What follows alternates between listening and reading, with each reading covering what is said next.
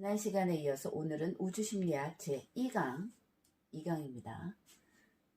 마음은 여러 가지 것들이 소용돌이치는 물결이라 그랬어요. 파장이고, 마음은 에너지인데 그 안에는 욕망과 감정이 소용돌이친다고 얘기했습니다. 우리 마음 안에. 마음은 하나의 빈 공간인데 그 공간 안에 여러 가지 에너지들이 지금 들어와 있습니다.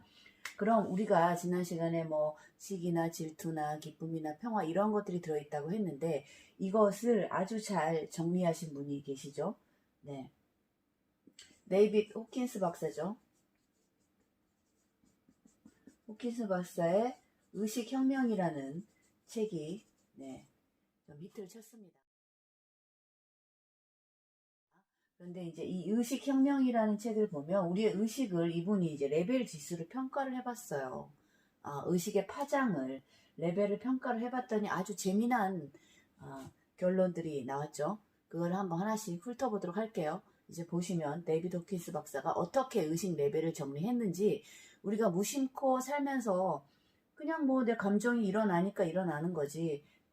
내 마음이 가는 대로 하지. 뭐 이렇게 그냥 넋놓고 그쵸? 그걸 어떻게 통제한다던가 제어한다던가 하지 않고 저희는 그렇게 감정에 휩쓸려서 살아가고 있죠. 우리 모두 다 그런 존재들이잖아요. 거기서 조금 뛰어나신 분들은 그 마음을 잘 정리하고 긍정으로 사랑으로 이렇게 이제 변환을 하지만 대부분의 우리들은 그냥 감정이 일어나는 대로 욕망이 일어나는 대로 마음이 움직이는 대로 이렇게 살아갑니다. 그럼 이제 이걸 보시면 아마 쇼킹하실 거예요.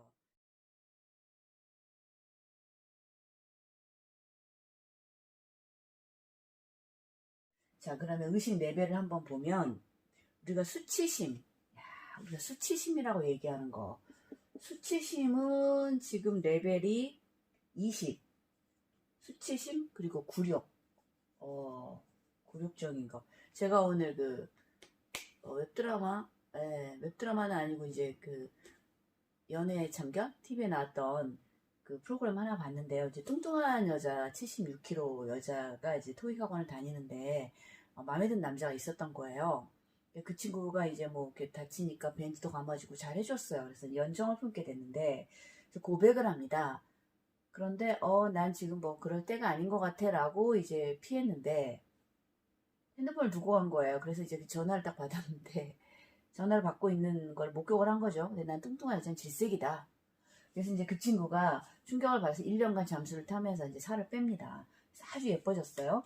그러나 이 여자친구가 뚱뚱하다고 지탄받았던 그 여자친구가 가지고 있었던 굴욕이 레벨 지수 20입니다.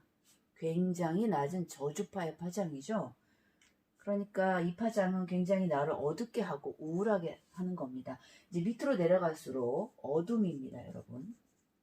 위로 올라갈수록 라이트, 밝은 빛의 세계가 되겠죠? 자, 그럼 이 어둠에 어떤 에너지들이 있나 볼까요?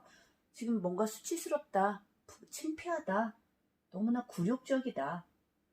남한테 비난을 들었을 때 우리가 이제 이런 굴욕감이나 수치심, 뭐 학교에서 벌 주고, 저도 그런 경험이 있어요. 초등학교 때 소풍 끝나고 집에 늦게 들어갔는데 이제 집에서 저를 찾는다고 난리가 나서 아침에 학교에 전화를 했죠. 저희 아버님께서 교장 선생님이셨는데.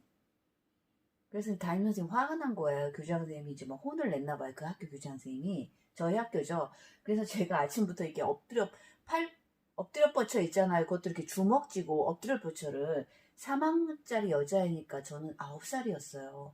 그 어린 여자아이가 그 교단 위에서 1시간 50분이었나요? 뭐 벌 섰어요. 10분 쉬고 이제 끝나기 전에 2교시 내고 또 3교시 또 4교시 나중에 5기가 나서 제가 콧물을 뚝뚝 흘리면서 버텼는데 그때 당시 뭐 힘들고 아픈 것도 있었지만 그 친구들 앞에서 벌 서고 있다라는 그 수치심 굴욕감 정말 두 번 다시 겪고 싶지 않은 거죠.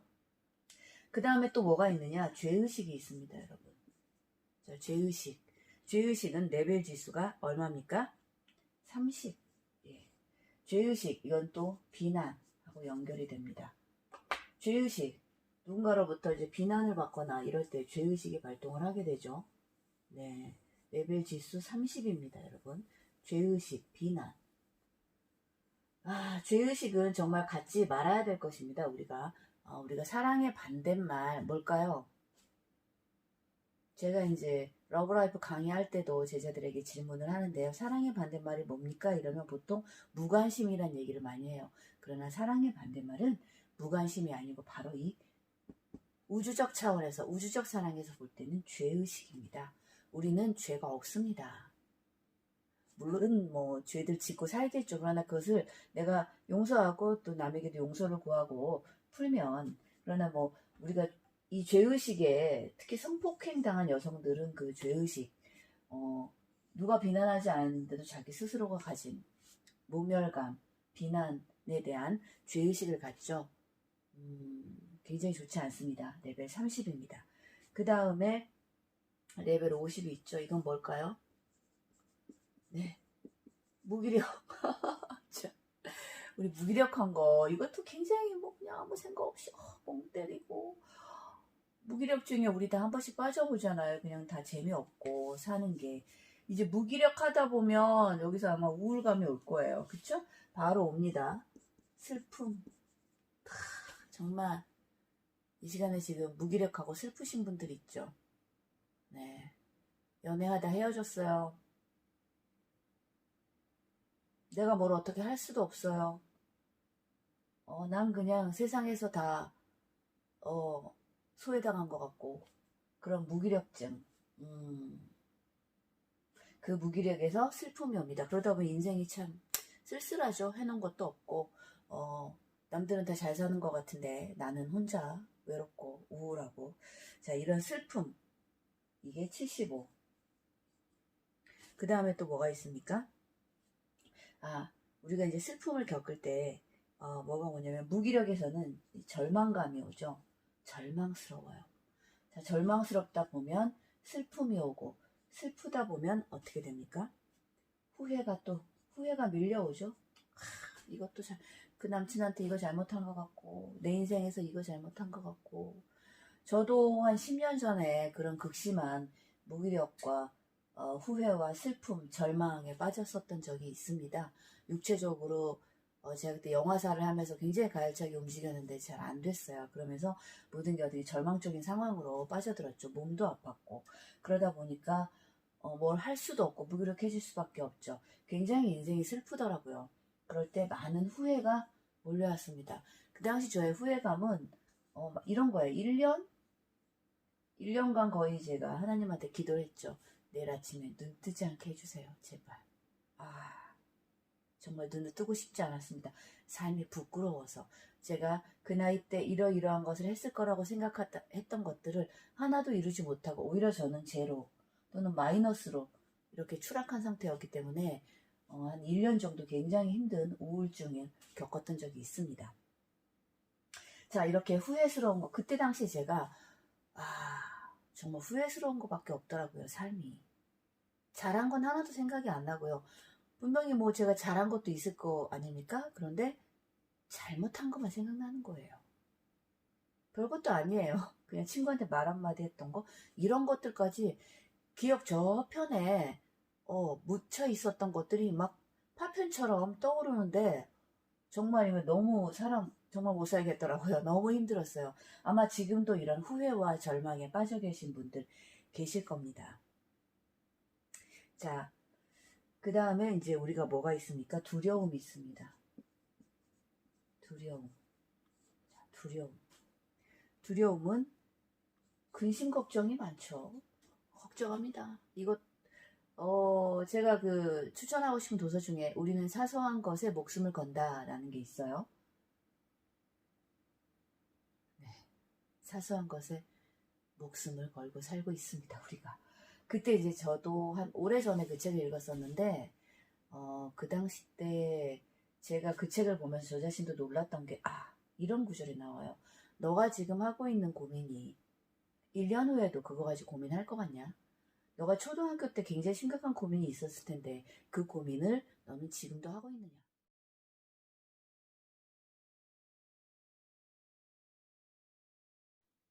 라고 생각을 했더니, 지금 내가 이 근심하고 있는 이것이 과연 10년 후, 20년 후, 가깝게는 1년 후에도 근심하고 있을까?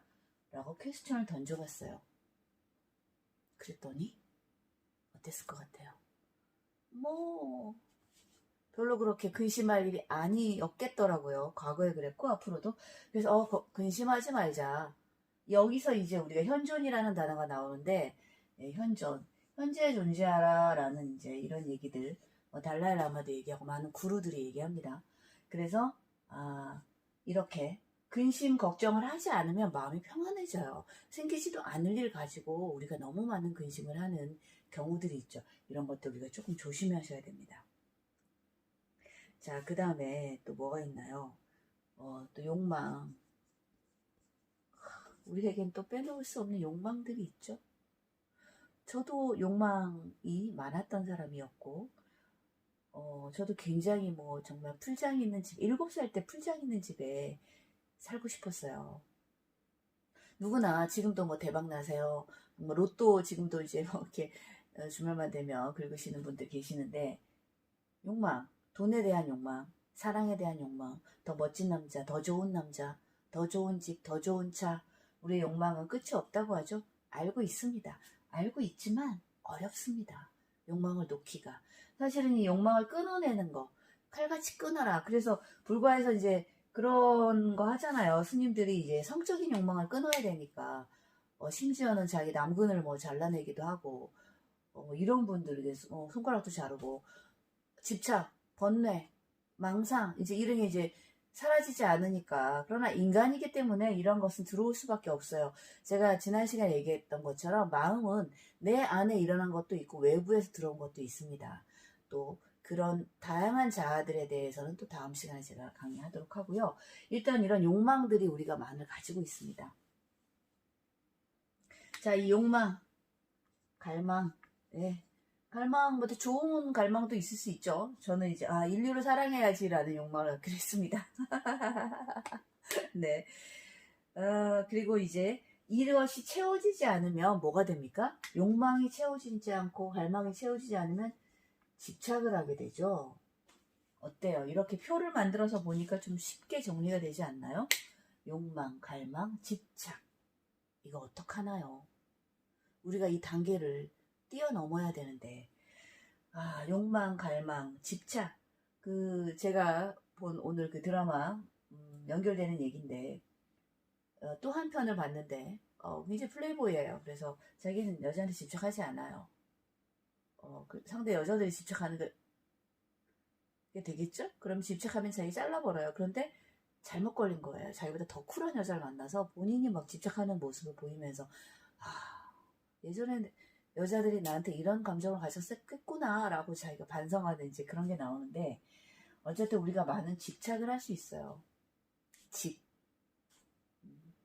근데 우리 죽을 때 이거 갖고 가나요? 네, 알지만 참 집착 놓기가 어렵습니다. 그러나 이러한 것들의 레벨 지수를 보면 두려움이 100입니다. 욕망 125.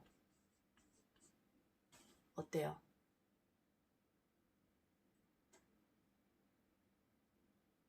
어디까지 있냐고요? 한번 쭉 올라가 보시면